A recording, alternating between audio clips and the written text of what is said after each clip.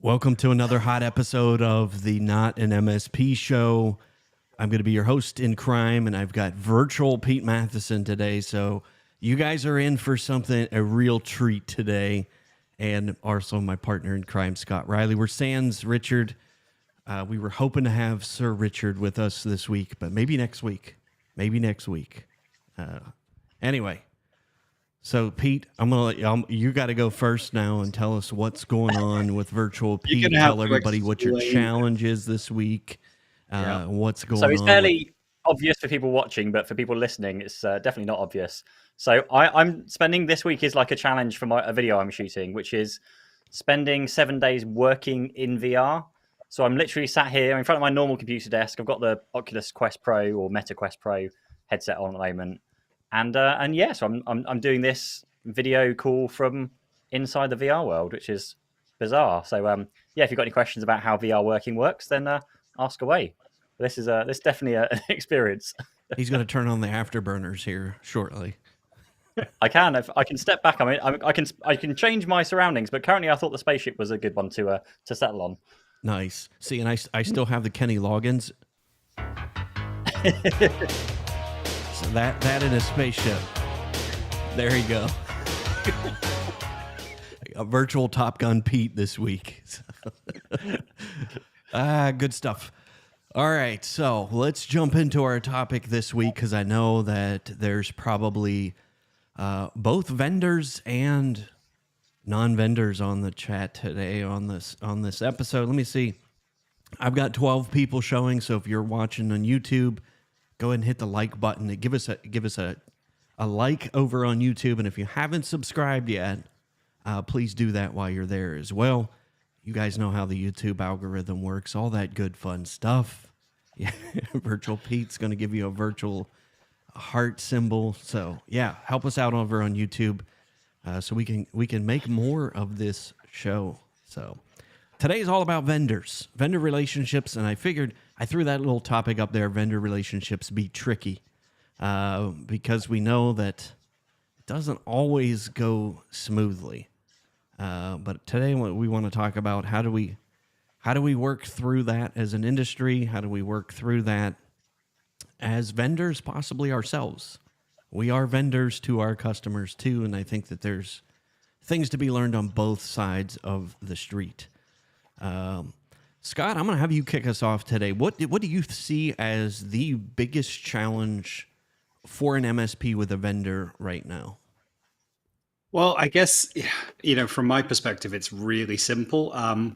It's having the honesty to understand that I am too small for many vendors to be interested in and spend a lot of time with. Because I've come from the very, very big MSP where we would spend a lot and we would have a lot of opportunities and a lot of revenue with these big vendors. And, when you start up on your own and you're a very small MSP like we are, then you really don't matter too much. And that can be quite painful because you feel like, hey, I'm going out of my way. Like we're big advocates for Microsoft technology. But Microsoft don't know who we are or what we do. And that can be a real challenge for us sometimes because we'll miss out on partner programs or development funds or even just having a relationship with the vendor at all. Having someone that we can turn to and talk to and bounce our ideas off. And I think for a lot of small MSPs, they will have this frustration. There are so many great vendors in our space, but they can't possibly account for every single small MSP. There are so many of us. And I think it's finding a way for us as the MSP to be really tactical about which vendors do we want to work with and then really establishing a relationship properly with those vendors. Because if we just try and scattergun approach and go, well, I'll make relationships with as many vendors as possible. And, I'll tell each one of them a great story about what we're doing and where we're going. That doesn't work because ultimately those vendors are going to look back at you and go, well, hey, you told us all these great stories, but I don't see any sales. And so whilst they might be really interested in partnering up at first, over time, that's just going to dwindle away because you tried to sell to them that you're going to be their next big partner. So I think it can be really hard, in our position as the smaller MSP. But I think having a good dose of reality is really necessary for some small guys like me. I'll start that off on a real negative, I guess. There. No, I mean, that's what we're talking about, that challenge. And I think that that's what we want to talk about today, is addressing that negativity, especially that we see in our space as well. But I think now that, Pete, you and I are on the flip side of that now. We're not in the MSP role, but we do coach a lot of MSPs, provide mentorship. What do you see as being the biggest challenge for an MSP right now as well? I think it's very, very similar to what Scott's been saying there. And particularly with things like stock shortages and availability and pricing changes just constantly being an issue and a challenge for MSPs, that it's all well and good that the ideal world, and kind of mirroring on what Scott was saying there, is try and focus your efforts with a smaller number of partnership programs. For example, your the main distributor where you buy your equipment from.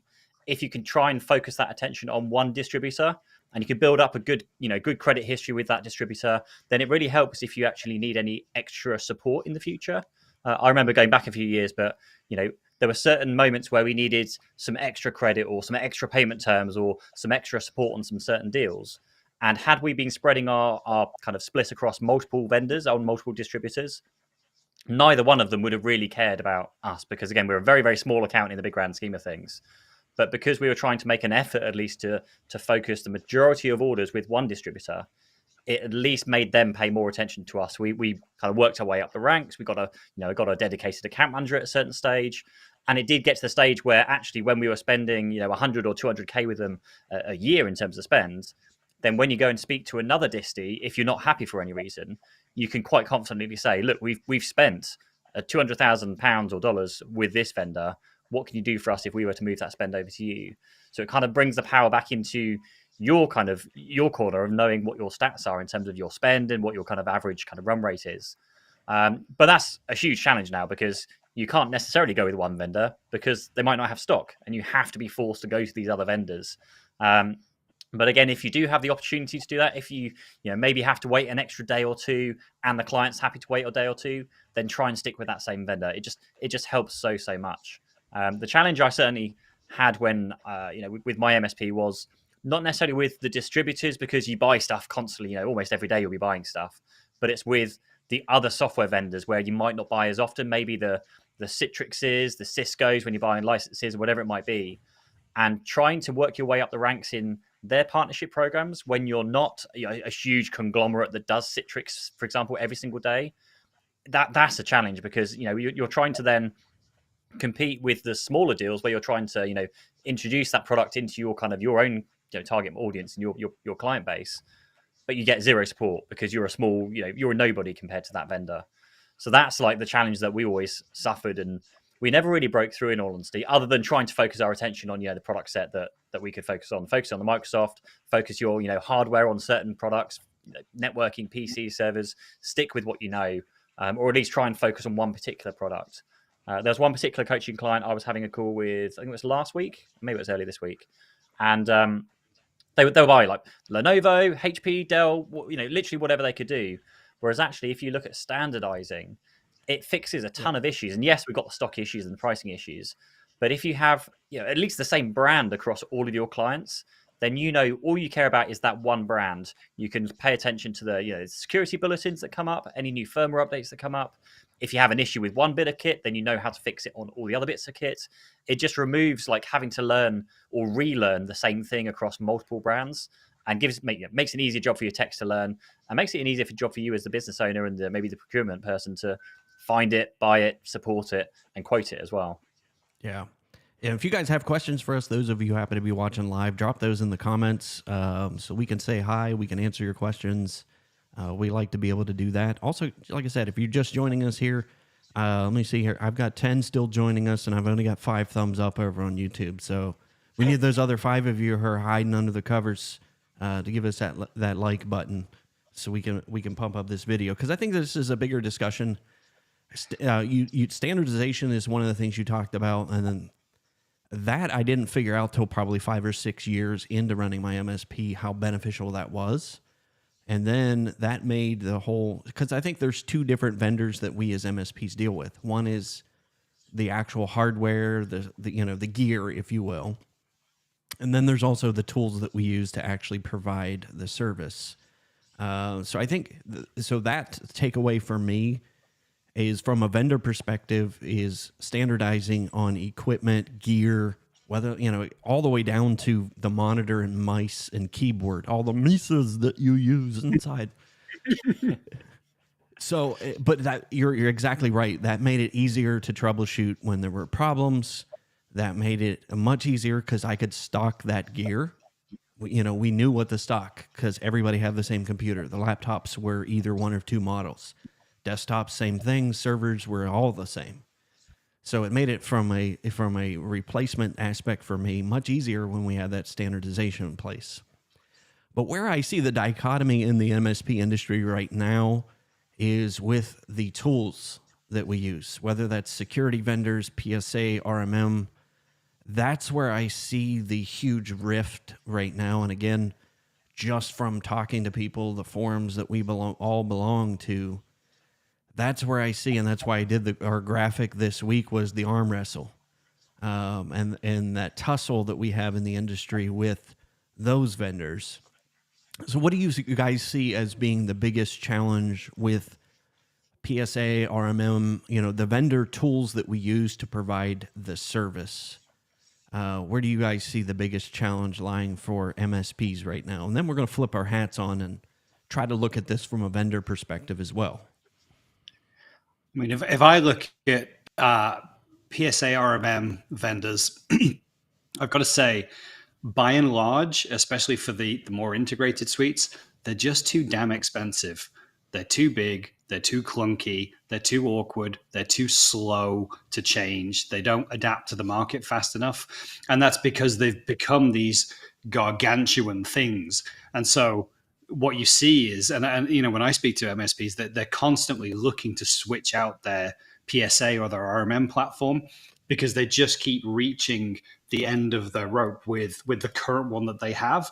And we, and I'm sure you have the same conversation, which is, no, don't switch, because you'll spend your life switching from PSA to PSA, from RMM to RMM. Don't switch. Just embed, dig in, and add on other tools to make your life easier. Maybe it's a Zapier, or maybe it's something else to tie your systems together.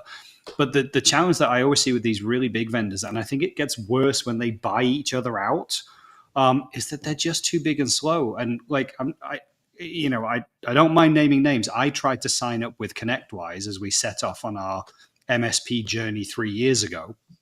And they wanted however many hundreds of pounds per user per month, which again, as a small MSP, was difficult enough.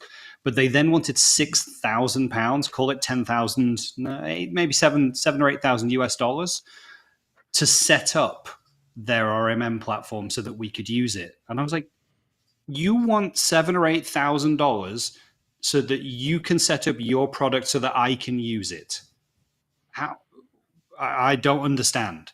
And the best offer that they could come back with at that stage was to say, well, hey, I tell you what, don't pay it all up front. We'll increase the per user charges and you'll essentially pay that off over the next 3 years. And I was like, no, I don't want to pay you $7,000 to set up your software. I don't want to do that. And it just didn't seem to make sense to them.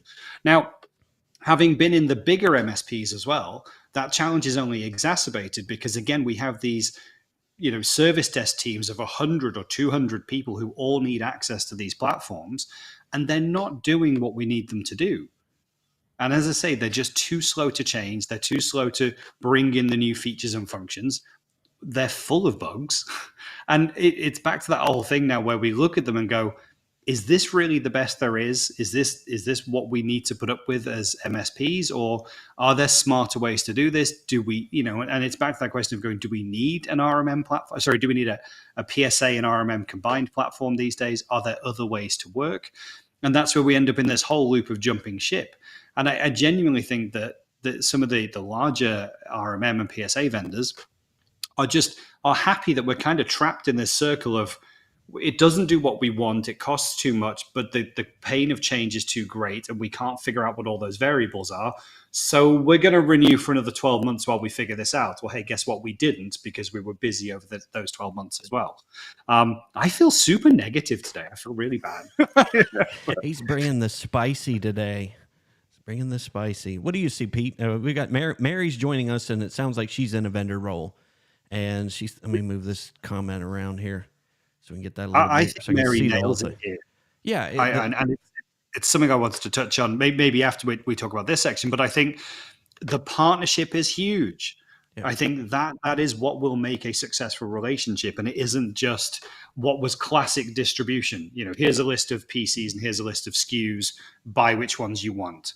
That isn't where distribution is today anymore, and I don't think that's where vendors are today. And I think that relationship is huge. But sorry, Pete. Yeah. Let's get your take, Pete. Yeah, but my thoughts around certainly the PSA platforms change from time to time. I think I completely agree with what Scott said there. The bigger vendors have been around for a very long time, and it's almost like they've got comfortable with the products they've got and comfortable with slow development times. I think that's certainly been the issue we had. We use ConnectWise, beforehand in our MSP. Literally from day one, we signed up with ConnectWise when they only had 1 or 2 users. But the number of times that things would break, like real functionality would break, things like the invoicing, just decided to add a $ in front of all of our invoices, even though we're in the UK and everything needs a British pound sign on it. So we had to go through and manually edit all of our invoice templates to have pound signs instead of dollars, until it took them like 3 or 4 months to fix that bug. And it's just that rate of slow development that really, really, it does make you look around and look at these other products. But again, that's a huge change to be able to change your product set. And anyone knows trying to go set up a new PSA system, whether it's going to be going to ConnectWise or Kaseya or Halo or whatever it's going to be, it's still a huge task to go and set it all up. And the issue I've certainly had recently with people have been changing. I've made videos around Halo and ConnectWise, both of them, and they've got both got their kind of pluses and minuses. Halo looks like it's a modern system, but they're very much, they're a newbie to the market. They're very fresh. They've still got lots of things to learn. They've still got lots of features to add in there. Yes, some of the products, which I love Halo, like some of the products, fantastic. It moves really, really well. It's fast, it's fluid, it's responsive, but there just aren't some features that, all the other PSA products have.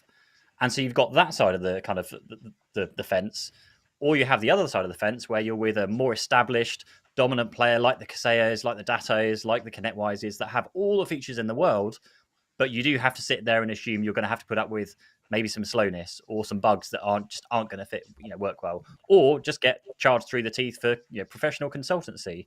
I remember going to that particular time actually when the invoice broke.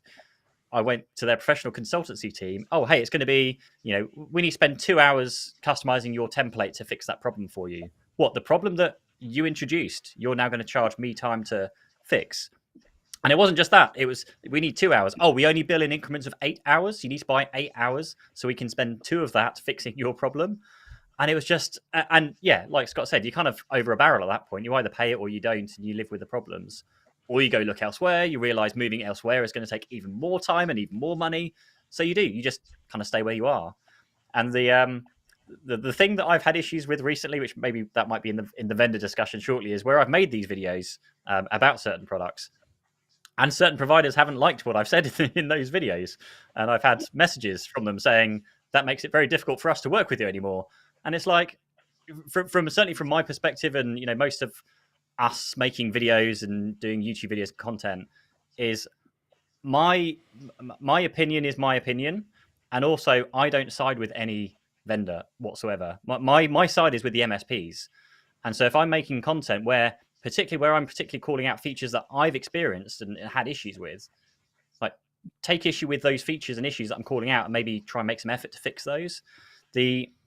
Of all the instances this has ever happened of, by the way, I've posted on LinkedIn a few times. You look at the comments and it's people going, yep, I'm having those same issues. This has happened. Yep, I'm having those issues. Not once has any of those vendors replied to that kind of train of, comments saying, get in touch. We'd love to support you. We'd love to work through your issues. No, they've just focused on my post and saying, oh, that's not a very nice post. Well, how about all you've got unhappy customers that have posted saying they're not very happy? Maybe focus on them instead. That's the reason why I posted, and there's a lot of people agreeing with me.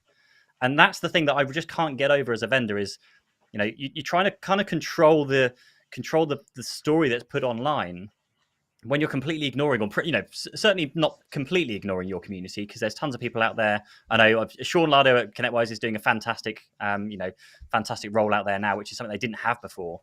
But for the most part, a lot of us, or I say a lot of us, but a lot of MSPs feel like they're ignored because they're not big enough to shout and cry and sing and dance. They just don't get the attention, and they only seem to get the attention when other people say these things online and try and help them. Like the number of my clients I've had to try and help them with things, and being able to give them the names and the email addresses of people that can actually help them. It shouldn't need to get to that stage for them to get that support. Reddit's another place. You can go on Reddit and complain on Reddit, and the vendors are actually hanging out on Reddit nowadays, and you can get support because they'll find the right person for you on Reddit. I mean, why? Why should we need to do that? Yeah. Yeah. So that's, I mean, I think that's definitely something that we've seen is just product. The stalwarts in the market, they've been there a while. They got comfortable for a long time. I was a ConnectWise shop as well. And Scott, way back, we did ConnectWise in 2006, and it was around 10 grand for the cloud version. I signed up. I was one of their first, because we signed initially with Autotask because they were the only cloud PSA tool. Used that for a year, and then when ConnectWise went cloud, I was like, okay, I knew I wanted ConnectWise in the first place. But yes, so I get and again, we'll flip over to the vendor hat and look at it from that perspective. Their minimum viable deal seems to be 10 grand. Which again, like I said, we'll talk about that from a business perspective in a minute. But I think that, Westway IT, I'm not sure, first name, you guys may know who this is. Let me move this comment in here.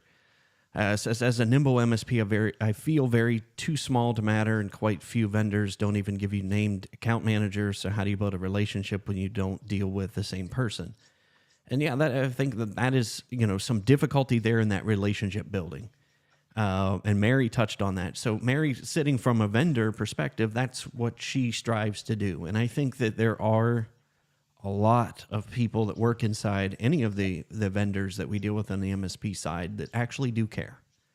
I think that there are a lot of great people who wish they could make certain changes but can't. But I think every time something happens, we see that in Reddit. They get out the pitchforks mentality. Seems to be prevalent in the MSP industry, and I see that gap getting further and further with the vendors. And this is what I want to try to address because I see problems on both sides. Westway IT says the same thing. Stop chasing the shiny things or you'll always be running. And I think that is the danger for an MSP. That if you're constantly switching tools, you're not doing sales and marketing. If you're constantly switching tools, your customer service has got to take a hit at some point. Like you're going to suffer at some point if you're constantly switching tools every single month.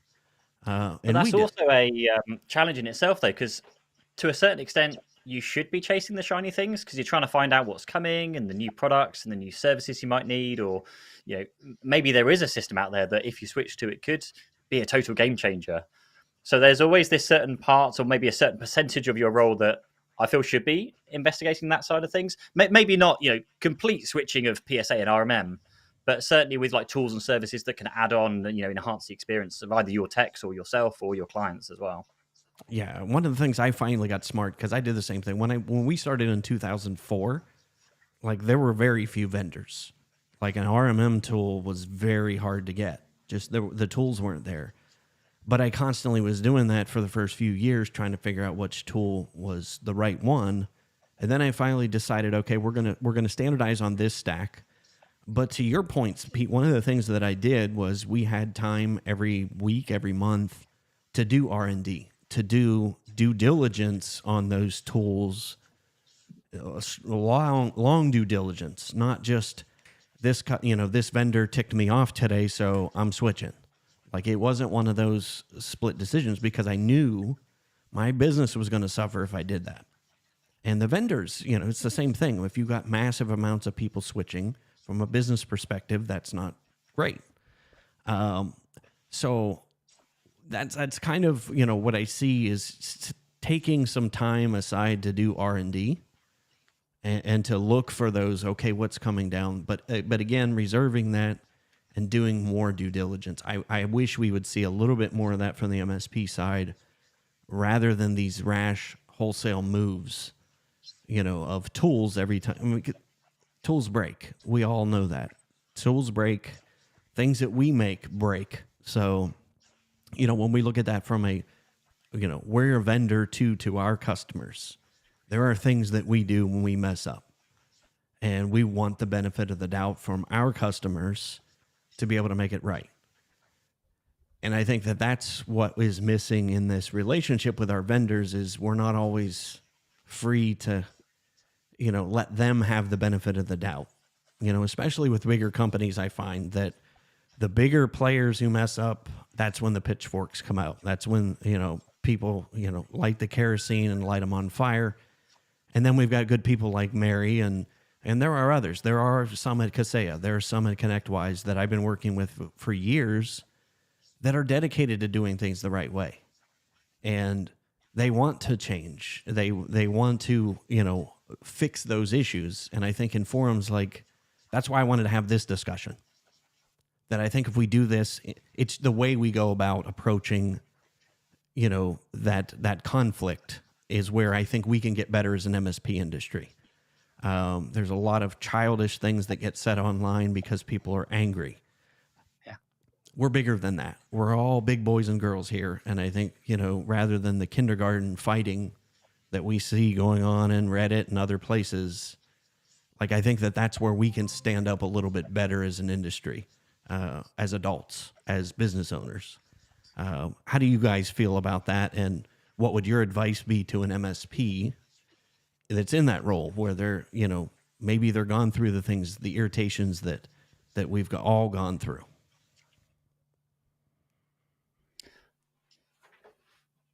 So I wasn't sure if you're going. Rock, paper, scissors. I think we both did the same thing.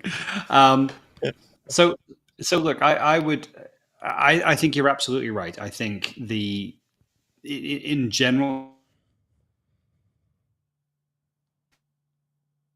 I see a lot of tribal. My video froze. I'm just checking you're okay. There we go. So there's a lot of tribal behavior. So you'll see people, almost sea change and get wildly offended. This company's bought that company. Oh my goodness, we're all leaving.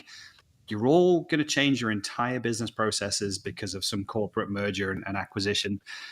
Okay, yeah, on a long-term scale, if you genuinely don't believe in the values of the company, I think that's important. But I don't think it should be this massive sea change reaction. And, I think John from Westway put a great comment in just there. He says he will make sure that he'll do annual reviews on tools. And that gives you that cadence to say, hey, we do this on a yearly basis. We look at our tools, we see if they're best fit, we see if they're best value, we see if they've got a good roadmap. And I'm speaking for you, John, but I assume these are the kind of things that you're putting in that assessment to then say, is this the tool that we want to stick with for the next 12 months? And then we'll think about it again. And that way, when you've got that cadence in mind, you'll be taken aside from these, internet fights that happen throughout the year where features aren't working or, bugs are happening. But I think one of the most important things that you can do is when you work with a partner and you have a contact there, and I know some of the comments saying, hey, we don't even have named contacts, but when you start to have named contacts and named account managers, is to ask the question of them, how are you measured? What does success look like for you as an individual? Because Mary made the point of it being a partnership. What is good for the vendor? Because we always look at it and go, well, I'm buying from you, therefore you owe me. Okay. But what does the relationship look like? How in Microsoft world, when I think about it that way, if you have a partner account manager, when we were big enough to have one, you would think, oh, well, they get paid on how many more licenses we sell, and we're a CSP, so if we do go from 500,000 a month to 600,000 a month, they'll get rewarded better in some way, and they don't. It's completely different. They had a mechanism that was all around. Essentially, if you gave great feedback and said they were doing an amazing job, they were getting their bonus that quarter, and that's how it worked. And so it was important to understand from their, our account manager's perspective, what makes you look good in your organization? What does success look like for you and your team? And then you know how to be a good partner. If they need to see your pipeline earlier, or they need to see that you're doing campaigns together, and the more that you genuinely are engaged in a partnership of how do we get more of this product out to market, assuming it's not your PSA or RMM, but it's a service. How do we get more of this out to market together? What makes you look good? And that, I think, that is the powerful question to ask. Yeah. I think also knowing what kind of partner you want to be as well, because I know with certain ones of our, certain vendors, we just wanted to be left alone. Like, just let us get on with our thing. We're going to do our marketing, our sales. We kind of know what we're doing. We don't need to be hounded by sales calls and like, here's the special offer for this month and those kind of things. That was certainly one approach. Whereas with other vendors, yes, you might want to be a bit more involved and have those regular calls with them, find out more about them. I think I kind of touched on it there a little bit. Just knowing the special offers and the current promotional, whatever things might be going on, that's half of the challenge when you're dealing with so many different vendors. When you just don't know, okay, there's a promotion on VMware this month, and maybe Dell have got promotion, and now it's the end of quarter for HP, so they're trying to push certain things, and there's a trade-in deal, and it's just trying to collate all of that information, which can be quite a challenge. And I think I'm not sure if they're still going on, but Tech Data had I think it was a weekly call, or maybe it was a bi-weekly call, ran by a guy called Phil, who lives down the road from me, not too far. And he basically put together all of the promotional programs that were going on that month. And they would just run through. It was like a half an hour or an hour long call, like I say, every other week or so, where they would run through and say, here's a list of vendors. Here are all the promotions going on right now. Here are the Microsoft promotions. Here is the HP, the partner, the Dells, whatever it might be. Just being able to have that level of information can really, really help you with your sales approach, because you can sell more of their things. There's a certain amount of language disconnect I found as well, because when you're talking with lots of the vendors, I just want to be, speak to me in English of what's going on at the moment. What promotions have you got?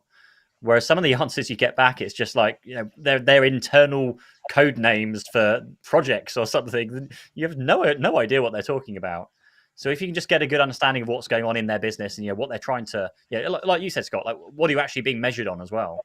Knowing what that is, so you can actually try and focus on doing that and improving that, and making use of, or at least having discussions around things like the MDF funding, the market development funds, because we just, the first time we heard that, I just kind of went, there's probably nothing we can do. We're not going to put on a massive event or anything. That's stuff the bigger companies will be using the MDF kind of money. When it came to us a few years later, we could use MDF funding. We were doing certain promotions with them. We had them into our office, and we did a little podcast interview with some of them. There are definitely creative ways you can use the money, and use the money to create marketing campaigns, which isn't just like, let's just use your generic marketing information, let's slap a logo on it and email it out to our list. That's not anything to do with the MDF funding. It is, okay, what can we do together? How can we craft a marketing campaign? What kind of media can we create? What kind of imagery? How are we going to brand it all together? What kind of, maybe we can do a special incentive or an offer. It's that whole thing that you can work on with the vendors directly and your partner managers at those vendors. And that can be really, really powerful, certainly if you're trying to promote and push certain products, because it's a good fit, with your certain product bundle. The one thing I would be interested in is exploring doing that with multiple vendors. That's something we didn't do before. When you're trying to maybe package up, say, a security service with products and services from multiple vendors and actually working on something together, whether that's something, I don't know, maybe if anyone in the comments or who might be listening to this after can leave a comment down below of if you're doing that at all, if you've had any success.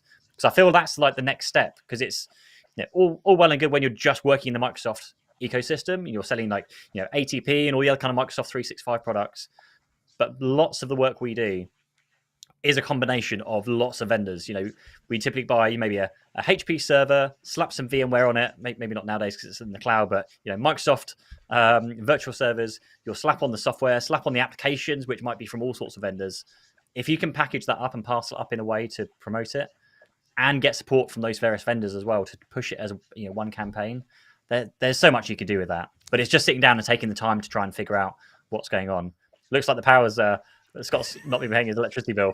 I'll tell you what, The motion sensors are a little bit aggressive here.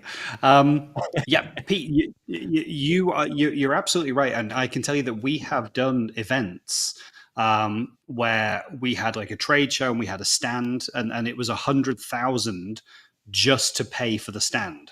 And so that was at an end user conference essentially, but we managed to get funding from like 5 or 6 different vendors, because we would showcase their technology as part of this 2-day event that we did. So out of that 100,000, we didn't end up paying for the stand fee because we took market development funding from all the different vendors, and we made sure that we, like, what do we need to showcase for you? What's the important product or service that you want us to make sure people are aware of? And as long as it aligned with what we were generally doing, we weren't just going to get ice cream stands and sell ice creams, but it was, is this part of our portfolio? Is this relevant to our clients? Is this something that we can work on together? And there was absolutely no drama from having 5 or 6 different vendors. We made sure, hey, you don't get, Sophos and Bitdefender on this, we're going to take money from you both. But we would have people who did, in that time, it was like, Teams video devices and headsets and handsets. We would have Datto to do backup and disaster recovery. We would have people who were doing video walls, and we actually had people bringing the Microsoft HoloLens, at that case, and we had different people, putting into the sponsorship pot, and it brought up this fantastic event together that ultimately, we didn't end up paying the stand fees for, which was fantastic. So it definitely is worth doing. And I think the more that you build those relationships with your partner account managers and your vendors, the more likely you are to be seen as available for those market development funds. Your account manager is going to be thinking, oh, hey, this new pot's just opened up, and I know just the partner I'd love to get, onto one of these types of things. So it really is about building that two-way relationship. I think it's hugely important. Just to say as well, I think John from Westway also pointed out, like, he feels like as a nimble MSP, he can be quite small and feel like he doesn't match to a lot of vendors. I would say that's where distribution really can help. You might not get direct access to MDF funds, but you certainly get a huge amount of leverage when it comes to support and service and pre-sales and quoting. And you can, again, build a really powerful relationship with your distributor, so that you can then get access to the right people inside those vendors and become more seen, become more visible, as you start to grow the relationship that way as well. So it's a really great way to work through distribution. Again, try and stick to a small number of distributors in the same way that you would stick to a small number of vendors, and build a relationship with your distribution account manager. And again, figure out, what are they measured on? What does success look like for them? And how can we be a good partner at that level as well? Yeah, and I think, did you get any of the vendors sending people to the events with you? Because I've seen that a few times where the vendors will actually send a rep to come with you and sit in your stand with you. Yeah, absolutely. Go. I was going to say, here's how you do that if you don't have a rep. Because just what John said, if you're too small, you don't have a dedicated rep, or maybe your rep doesn't live in the town where you live in. What I found is there's usually local offices. If you're in a larger metropolitan area, there are local field offices of a lot of your vendors. And I actually went on LinkedIn when I was running my MSP, and John touched on it. I loved Lunch and Learns. Yeah. I went on LinkedIn, started looking for Microsoft reps, because there was a Microsoft office right in Columbus. So I reached out to somebody that, a couple people on LinkedIn, got connected with them, and just said, hey, I'm looking to do a lunch and learn. Wanted to see if you had any giveaways. They give away Microsoft Office licenses. They give away Windows license, stuff that you can give away at your events for free. All that nice swag that we like to get doesn't necessarily have to go through the formal process of getting MDF. But as a small player, you'll be surprised what stuff that they have access to that you don't know until you ask. Sophos was the other one that we had. They would send me little booklets, giveaways, things that I can put in our giveaway bags at our Lunch and Learns. And when I started doing those, they started seeing that, okay, I can put 50 to 100 people in a room. Then all of a sudden, because of those relationships I made with the local reps, the local reps who weren't my salespeople, somebody shows up from Microsoft at your event, that helps your street cred as an MSP when you start to get the vendors to participate. And then when they're there and they see that, you'd be surprised how many phone calls and how many connections you get that when they push it up the rungs and say, this guy's doing something that's unique that nobody else is doing. And yeah, John, Lunch and Learns, I still don't see many MSPs doing. I know we're back to in-person events, but I still, prior to COVID, didn't see a lot of MSPs doing Lunch and Learns. And this does not have to be a huge thing. You know, go rent an office, you know, provide subs to everybody for lunch and invite everybody you're connected to on LinkedIn. You'd be surprised how many people will show up. What's the and you know, why wouldn't you do the Lunch and Learns? Because we started, unfortunately, we were just literally about to do our first one and then COVID happened. Yeah. But why wouldn't you do them? Because it's such a simple thing. I guess maybe it's a space thing if you don't think you've got the space, and probably a cost. I guess those are probably the only two real barriers. I think it's but go and speak to those vendors, and they've all got demo suites, and Exactly. like you when you meet them, they say, "Hey, come and see our demo suite," and they show you around, and you're like, "Oh, this is nice. Imagine you could put an event on here," and those things are empty most of the time because the partners aren't going. I don't know if it's around where you are, Scott, but most of the demo suites for us are basically London or somewhere north of where we are. There's nothing on the south coast here, so unless you want to get all of your prospects to travel and spend, you know, 3 or 4 hours out of their time, which might be worth it depending on the event you're putting on, but not for Lunch and Learn. Look for co-working spaces. That's a really fair point. Yeah. Co-working spaces. That is, I mean, but actually, to Scott's point there as well, and Andrew's there, you can mix the two because, again, going to the MDF side of things, you can get the vendors to then sponsor or, you know, MDF funding or whatever for the Lunch and Learns. You know, if you can have someone, I don't know, for example, maybe not Pax8 because that's probably not a good example for an MSP one, but find one of your key vendors, see if, or even distributor, or if, you know, essentially if it's going to help you sell more through that company, get them and ask them if they can help sponsor that particular event, but get them to cover the cost of the room hire and, you know, the 50 to 100 quid for the pizza or whatever it is. Maybe put on something a bit posher than a pizza, but things like that you can do at almost zero cost by just having the discussions with those vendors to see if they're interested in doing it. Exactly. And if you're looking for the process, by the way, I think John mentioned he had taken my Lunch and Learn training. If you're a Tech Tribe member, you have access to it absolutely free. And I have a 6-week checklist. It was my checklist of running events as an MSP. What to do 6 weeks out, 5 weeks out, 4 weeks out, all the way down to day of and after. It is everything to do. That's exactly, I created, again, the first few were ugly as you're figuring the process out. But each one that we did, we got better. And we would debrief. Okay, what do we want to change for next time? What went well? And we would just keep building on that. And every quarter we did Lunch and Learns. And we invited not just prospects, invite your clients to these Lunch and Learns. And I'll tell you why. Your prospects are sitting there, or your customers are sitting there next to prospects. And when you're talking about things, and you don't have to brag about how good you are, because your customers sitting in the audience will do that for you. So testimonials and referrals, invite your best customers to these events too, because they will come. Your audience, your fans will come. And closing deals, I closed the deal every single Lunch and Learn that I did, and some multiple deals. And a lot of that came from the referrals, the live testimonials of my customers in the audience talking to prospects and people that I've invited. So I think, you know, that lens, if we look at that from as an MSP, a small MSP, that is something that you can do today. That is something you can do to build your relationship with your vendors today. And, you know, we don't have to wait till we're a $2 million company before we can start taking advantage of those things. But I think, you know, again, we could go on for days kind of talking about this, but I wanted to breach this just from, you know, from both sides of the fence. And I think that what people need to understand right now, I don't know, were you guys running anything in the .com era? I know I'm dating myself, so. I think I was born in the .com era. I'm not sure.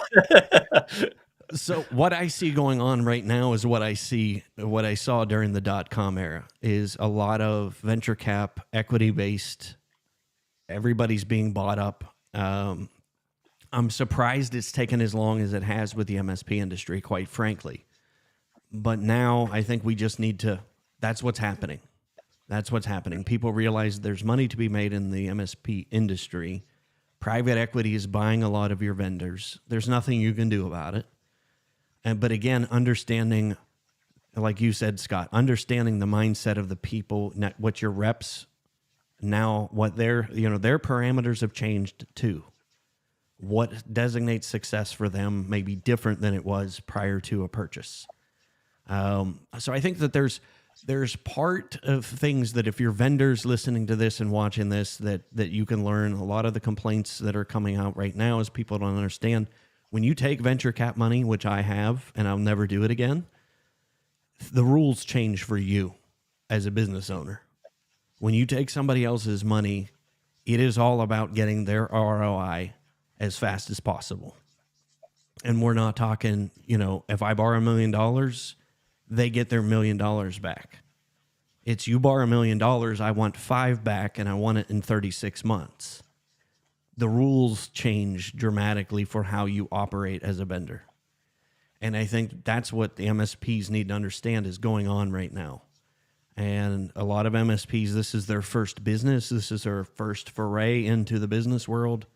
And it's frustrating because guess what's happening right now? Sales machines are being set up to get that ROI for private equity companies. That's just what they do. That's the nature of the beast. So that's what we see going on right now. Getting, being in a 15-step process from a sales rep at your vendor, that's what's going on. You're getting emails, you're getting calls, you're getting pummeled after every trade show. That's what salespeople do. That's the only way to get multiples of whatever you borrowed back to the people you borrowed from. So I think that's not going anywhere. Can vendors get a little bit better with that in the process? Yes. And I think it's by us having legitimate conversations like this as adults. It's annoying when we get multiple calls from vendors and we're not interested in buying. Move on to somebody else. Don't call me 20 times after every trade show, even though I never attended your trade show booth. It's just... So I think that there's certain things from a vendor perspective that we can get better on. What kind of led, I know we're wrapping up on time. I think we've got to get away from that us against them mentality. And I think also it's worth, and we've mentioned this in a few times we've had this discussion really, is just again, focus on the value you can provide to your clients. The value isn't really just selling them support and services and products. It's actually the advice, the strategic advice, helping them budget, helping them forecast, helping them to automate their business processes. The things where you can really get under the business, get under the skin of the business and try and help them and help them be more productive. Because I know we're always seeing we can all see in the future at some point it feels like Microsoft's going to go direct. They've kind of forced people that route with their 365 changes. Then they went back on them, and now everyone's in a bit of a mess of some clients are direct, some clients are tied into annual, some people are rolling still. So it just feels like the way the market is heading is that all the vendors at some stage may or may not decide to go direct. And when that does, or maybe if and when that does happen, you need to be prepared to be in a position where that doesn't affect you dramatically as a business. So whatever services you can provide, whatever consultancy services you can do, the support service you're billing, whether you're trying to do, the MSP model of recurring kind of services or whatever your security services you're providing, that may or may not just get wrapped up into 365 one day. So just have a think about what you're providing and how you can actually get more involved with the clients. And that is a challenge because, we all want to be treated as if we were a director of that business, sat on the table, learning what's going on within our clients, knowing what constraints they've got. If they haven't got budget, okay, let us know. We can see what we can work with for you. Can we try and stretch your IT out for the next year or two? Rather than most of us, and happen to be plenty of times where we just get, no, we're not going to buy that. Okay, well, you need to buy something because That's a massive security risk. So is there a halfway house? And you try and have those discussions. So it's trying to make your and I don't know the answer to that. That might be a discussion for another time. But how do you get to that level with your clients? And that's the challenge. I think it's the ultimate challenge of getting to the stage where they, legitimately trust you, legitimately respect you, not just that you're a supplier to them. Yeah, for sure. Yeah, that's Mary. Mary just put in a message as well. She said a challenge for vendors is to simplify the problem they're solving for the MSP and their customer. I hear super technical conversations that beat people up. You need to have a 1-sentence summary. Yeah, and again, if you're a tech Do you know what driver, else? we teach that. You've got access to all that training. 30-day growth map, that teaches you that 1 sentence of value that you bring to your customers.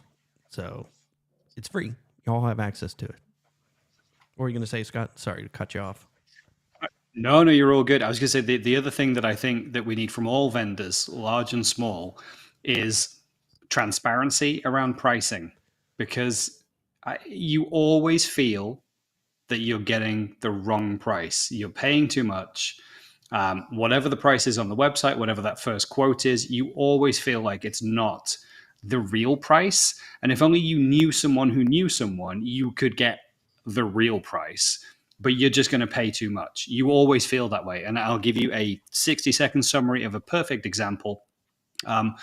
Working with IBM through their IBM partner program, for many years, we were reinvesting what would be £1 million into some server stacks for our on-premise cloud. And we went through the deals and through the deals and through the deals and all the discount codes and everything our account manager could find out through IBM. And we got the price down to 500,000. Call it dollars, keep it simple. We got it down to 500,000, $500,000. Brilliant. We've reduced it 50%. Just before we signed the deal, we had one guy in-house, and it was his job to buy laptops and desktops. And he said, let me just have a look. Let me just have a word with some of my contacts, and let me just see if there's anything else to squeeze out of this. £260,000 we ended up paying. And we'd been on this for months, going round and round in circles with everyone that we could, all the partner account managers, all the discount vouchers, all the codes. And it turned out that our guy who buys laptops and desktops understood their discount mechanisms better than they did. And so he knew which levers to pull to get the price down from $1 million to 260,000. And even the guys at IBM didn't know the right buttons to press or the right words to say to get the discounts, but he did, because he'd been doing this for 20 years. And I just think that level of transparency inside the vendor, because the account managers are pushed in a lot of those places to change roles every 12 to 24 months. And so that intelligence around those MDF funds and discounts is lost on a regular basis. Having a transparent pricing system with transparent discount rates that we can all understand inside the vendor and in partner world would make life so much easier. We would genuinely just go, yeah, I get it. I'm not buying 100 of these, so I have to pay this price. Okay. I just don't feel like it's there. And so I always feel like we're not getting the right price whenever we look at any of these guys. Yeah, and that's just. I think that's just because lots of the vendor tools are overcomplicated. I remember the what was it? What is the Cisco bill of materials quoting tool, which is just horrendous. It may not change, but there's very similar things. Even when you're specking up a HP server or whatever it is, you just need to go to the vendor tools website. You fill in your quote, and it should just spit out at the end. Okay, you've met the requirements for it can be deal registration. Now you get extra discount, and here's the price. Like the vendors could we need the do a lot of deal finder. Yeah. We need Honey, the browser extension that goes, you're trying to buy a HP server, go and buy it. But yeah, exactly that. It is vastly overcomplicated, where exactly as you've experienced, the people themselves don't understand the intricacies that are involved. So if there's any request that we could really give out, is just please vendors just try and simplify the tools that you've got. Don't have to simplify the discounts. Simplify the quoting tool, so you can just kind of click a button. It goes, okay, here's the best price you can get, and that's it. Yeah, for sure. And I think that's been the challenge, I think, over the last few years too, because people are chasing that ROI, especially in the MSP space. and the volatility of the market and all of that fluctuation, which I don't think we're done with. I would love to see that change. Dell, unfortunately, I stopped selling Dell way back in 2005, 2006 because of that. Because you would go online, do the deal registration, build out the thing, here's the price. Customer would go online, build out the exact same thing and get a cheaper price. So yeah, I get a long story with Dell. Don't even get me started. Anyway, but I think here at the end of the day, what I would like to see, what I know MSPs want, what we want, is just a bit more unification and a bit more, I think better discussion mechanism, if you will, around the challenges on both sides. And I think just for an MSP understanding what it is to be a vendor in this space now, and the upstarts, the guys that are still small companies that are running it themselves, it's great, but plan for the fact that they may be bought. I mean, that's the market. That is not going anywhere in the next 18 months. If anything, I think in the latter half of the next 18 months, we're going to be down to one or two companies owning everything in the MSP space. That's just my personal prediction on that. We're already starting to see it. But I think you'll see that condensed down even a bit more. That's just the nature of life. I would like to see, as an MSP, us concentrating on more, how do we bring that value to the customer, dig deeper and go beyond just selling help desk services and fixing crap when it's broke. We got to go from that janitor to being seen as the CEO. And I think that there's a lot of room for us to improve. And I think it starts with the discussions that we have in our MSP spaces, regardless if that's on Reddit, TechTry, wherever it is. I think we have better discussions, more elevated discussions in those forums that makes us better business people to solve those problems for our customers.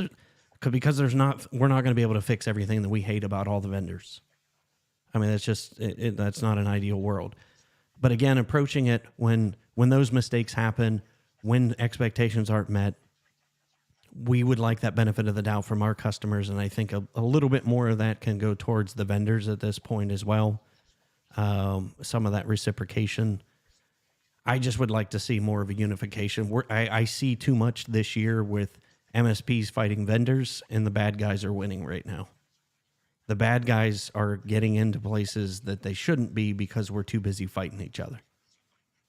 That's just, you guys see that any different? What is kind of your last takeaway as a parting gift to everybody? Because we're just past noon here on the East Coast. So I think for me, I think. Go on. Rock, paper, scissors. Sorry, for me, I think it would just be, my request, I guess, would be, I think just to level the playing field of the vendors. Westway had a very good point there of, finding a laptop on Monday and the price has now changed 2 days later. Same laptop, same vendor. And in those instances, I feel the larger, more established MSPs would just be able to turn around and say, well, no, we want the laptop for that price. Give it to us for that price we had on Monday. And the vendors would probably turn around and say, yeah, sure, that's fine, because they spend a lot of money with them. But the smaller vendors, smaller MSPs, us nimble MSPs, wouldn't get that. They get the answer of, nope, that's what it is. You just got to pay the new price. And that doesn't help us when we're trying to potentially be the bigger businesses of tomorrow and be able to scale our businesses. And I had very similar circumstances with, it was a Citrix deal specifically, of a Citrix renewal. We got quoted one price, it expired. We were told, nope, you got to quote the new price. Whereas the other vendor, who was a much larger vendor, was bigger and better than us. They just said, no, we just want the old price. We'll go and buy it at the old price, please. And they said, yes, of course, whatever you say. So I think definitely leveling the playing field is something that, my request to the vendors. And I guess just to reiterate what all of us have said really in this session is just try and focus your efforts. The vendors are really much out of your control. You don't have any control of what they're doing, who's going to buy who, and how they're going to structure their kind of, their teams and their promotions. The thing you do have control over is your business and the services you offer to your clients. And the focus there is definitely on getting as involved with your clients as possible, getting as much face-to-face time with them as possible, getting into their businesses, providing as much value as possible, getting into that level, getting into the CEO level, to the directorship level, where you can sit at the table when they're having their, quarterly or monthly or annual like board, shareholder meetings, where you can go and give them that strategy, the advice, and the guidance that they probably don't have. And it's trying to get the whole know, like, and trust factor, so you can get to that level. Yeah, and it takes effort. But again, it takes that constant getting better, and not just, okay, we signed an MSP contract. Yeah, we're providing the deliverables, and that's it. If you dig deeper, I mean, I remember when things changed for me. I remember that as an MSP, when our largest attorney client was getting ready to expand, and he called me in with the rest of the partners, the architect, the interior designer. When you get into those meetings at that level, then you're providing way more than just tech support. And that's awesome when you have a seat at the table with everybody else making decisions, and they're looking to you. What's our technology spend got to be here? What do we have to do different? When you're involved at that level, price, those types of things go out the window. You're not negotiating over price. This is the value we bring. This is how much it is. And there's no questions asked. But again, it's just delivering on that. Yeah. All right, guys. Thank you so much for hanging out with us today. Mary, John, Richard, if you're still on the call, Jason, if you're still here, and those of you who happen to watch this on the replay or listen to the podcast, we appreciate you. If you happen to see this on YouTube, please like and subscribe. We've got to do our thing. And Mary, I thank you so much for leaving us with that. Relationship.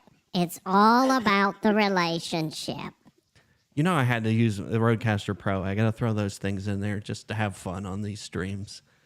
But anyway, yeah. So let us know what you would like us to cover in future episodes. We're always happy to light the fire. I think we did pretty good again this week, not burning stuff down. So Pete's going to have to really show us the full demo of the VR. He's going to fly off into space. By the way. I was just doing dramatic ending where I can fly up. Actually, let me zoom it. We'll put Pete full screen. No legs. He can zoom. Oh, that's as far as it goes, apparently. But I can show you around. Mr. Matheson, where are your trousers? That's awesome. Might have to do a show on this. Unfortunately, our podcast listeners won't be able to fully benefit from that. That's anyway. Awesome. All right, folks. We will see you next week. Hopefully, we will have Richard with us next week. I know Richard probably had a ton to say about vendors today. So maybe we'll have to do a part 2 on this one. So, all right, folks, take care. That's it for us, and we will see you next week.